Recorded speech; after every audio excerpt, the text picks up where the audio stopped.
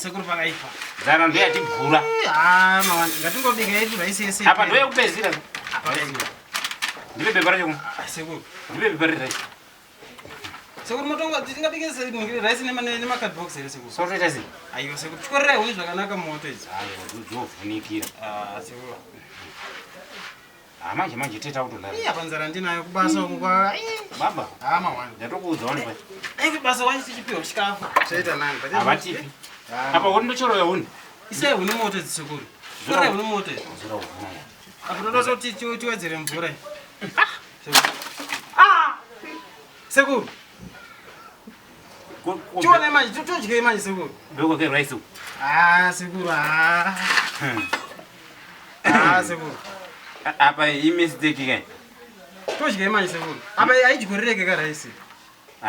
Panoitira mbwasvina. Sekuru. Kwadze pano. Ngatobai padini pako. Toita se? Hakuna chiriko ka sekuru. Ndiwe andindaudze ndekupedzisira ere. Yabyoga. Sekuru ite plan sekuru. Raisi yamatanda yabyoga. Aiwa sekuru. Apa ndo yangu watu wene kapepa ika. Sekuru kachongo aiwa ite plan Rekeza ndichauri na memo.